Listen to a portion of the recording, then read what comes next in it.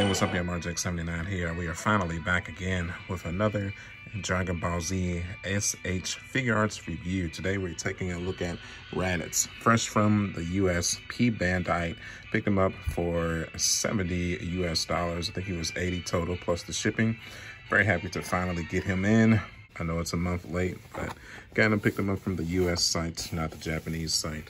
So let's get a quick look at this box here. The patented cardboard box. Simple. All right, man. Let's crack them open. There's Raditz out of the package, looking really, really cool.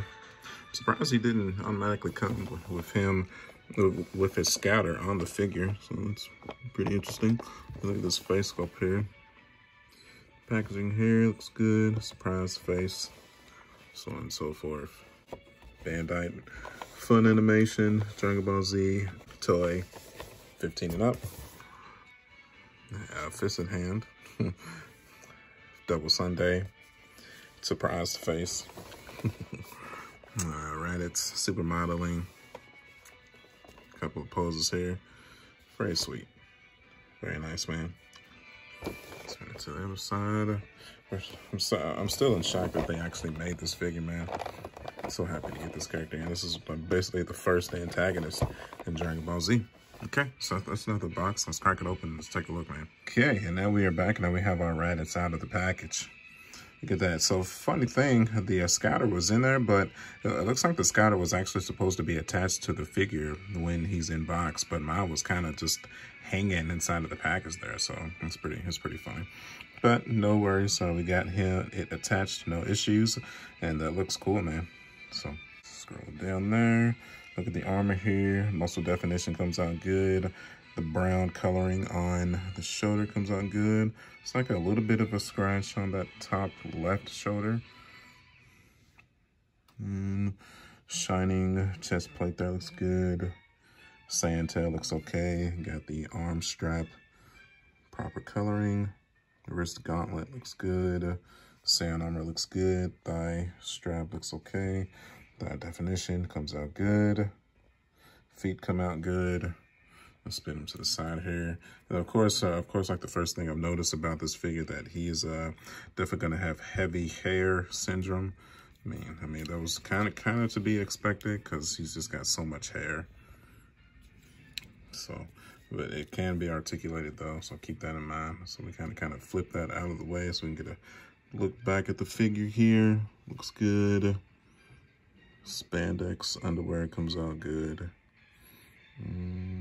Let's get a look at these accessories here. So I'm not quite sure what this back piece is going to be used for, but we will explore that once we get further into the review. The arms crossed, typical, you know, Dragon Ball stance there. Surprised face. I like the crooked teeth he's got going on there. Angry, key blast faced, and confident. Like he's gonna win faced, stretched out tail. Maybe you're gonna have Piccolo grab it. Got some key blast hands, some double Sunday hands. Watch the birdie, whichever you prefer. Okay, let's hit his articulation. Head, go all the way down, up. Does get hindered a bit by the hair. Just can tilt to the left, barely. Tilt to the right, barely. That's definitely not rotating 360 because of the hair.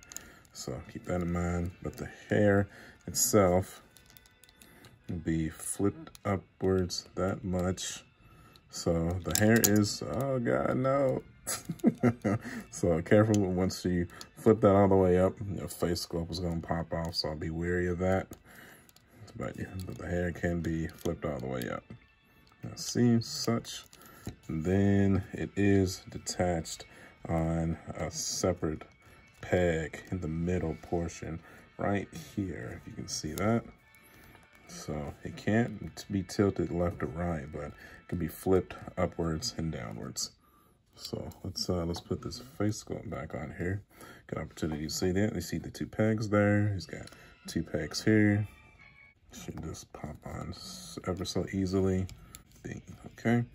So we got the shoulder gauntlet here that could be flipped up like the Ginyu Force and the other Saiyan figures with shoulder pads.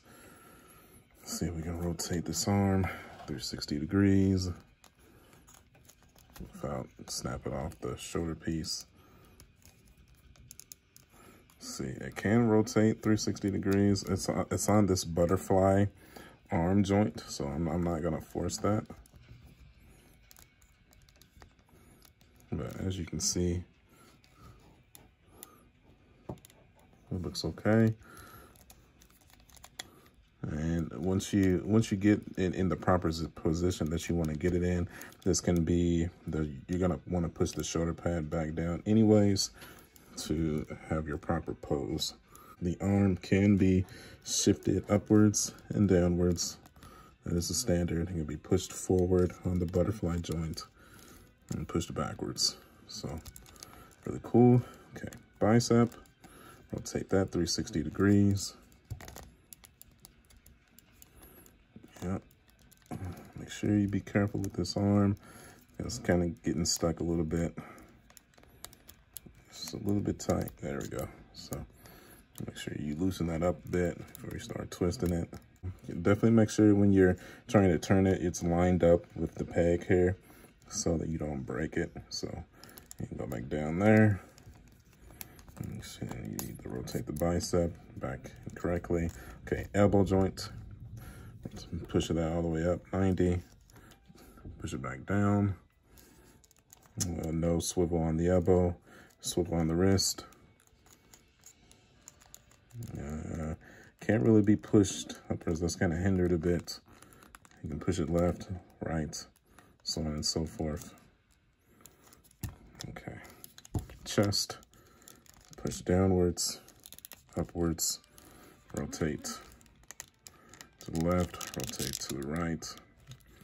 It looks like the tail is on a separate piece, of course, because it can be detached. See that going on there. So, but the torso cannot be rotated, or the chest cannot be rotated 360 degrees. Neither can the torso. Torso does not rotate at all. Neither the legs. Slightly rotate to the left, slightly rotate to the right. So kind of hindered a bit. It's usually way more of a flexible freedom in these figures, but looks like Raditz is a little bit hindered. Kick forward, kick backwards, and all the way 90 degrees. A thigh rotation to the left and to the right. Kick outwards. So knee joint, not my favorite. It's a little bit ugly. Now you get a weird gappage going on with that knee as well. Yeah, that's not good at all. So keep that in mind. So you're definitely not gonna be doing too many knee poses going on here, especially not flexible ones. Your toe bent upwards, ankle tilted. No rotation, no shin rotation, no knee rotation, only thigh rotation. So definitely kind of lackluster on Raditz's articulation compared to other Dragon Ball SH Figuarts figures. So I'm happy to have the character, but I mean, if we're just talking about the toy aesthetics of the figure, a little bit lacking. So keep that in mind. But like I said, I'm still just happy to have him nonetheless. Let's get him into some poses here, and we will be back. Okay, so concept pose 1, we got some Saturday Crush action going on here. It's a little bit difficult to get him the arms lined up correctly to get into that pose. You kind of see some of that ugly elbow joint going on there. I'm not a fan of that peeking into the figure, all its innards. It's a little bit rough, but I mean, he can at least get the form off correctly.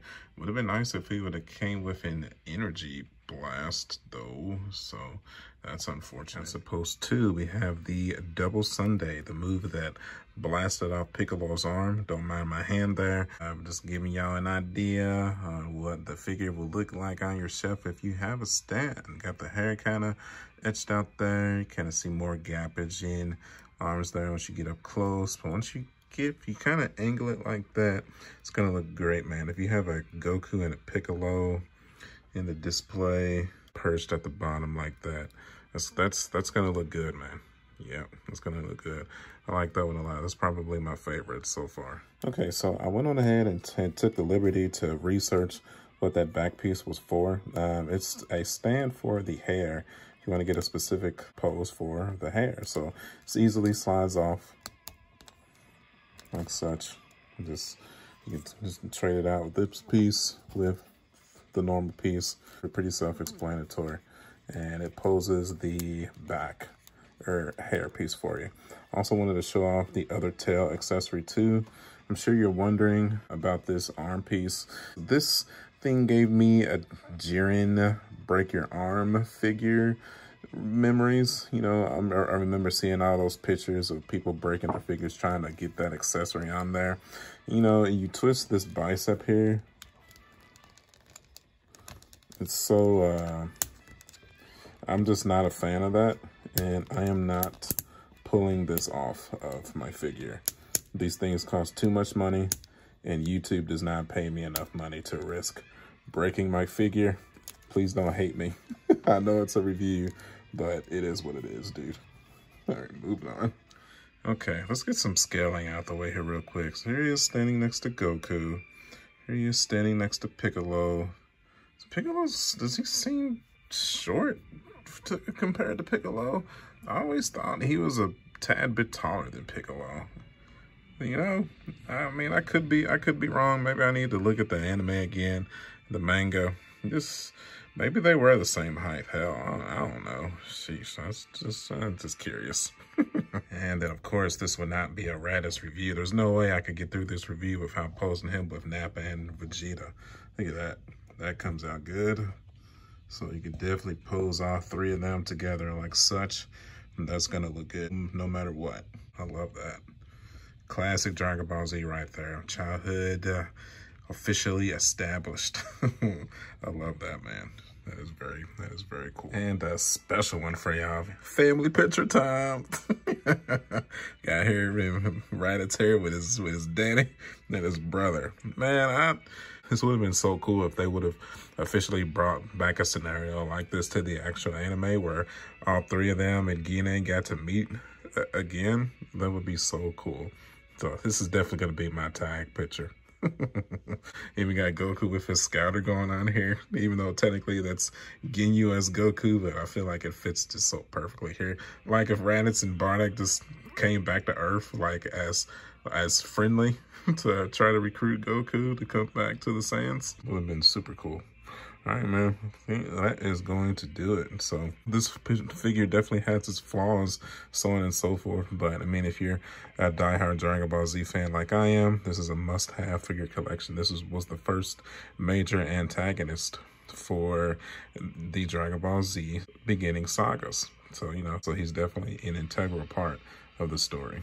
So, all right, man, let's go ahead. Let's move this stuff to the museum and we will finish out here. Okay, and now we are back, man. Now we have our Raditz on the shelf with the rest of the Saiyans, the rest of the Dragon Ball Z and Super cast. I'm not really liking how that turns out. Looks good, man. Got them right underneath all the Gokus. I like how I have like a Bardock right there. You see that? We have Goku, and we have Raditz right there on the shelf. So, got the whole family. The whole family, man. Then we just need a King Vegeta. Next is most definitely First Form Frieza. So we'll definitely be replacing that Dragon Stars Frieza finally. He should be here either tomorrow or Friday. So definitely look forward to that review then. As always, thanks everybody for watching. If you liked the video, you enjoyed it, do me a favor, hit that like button.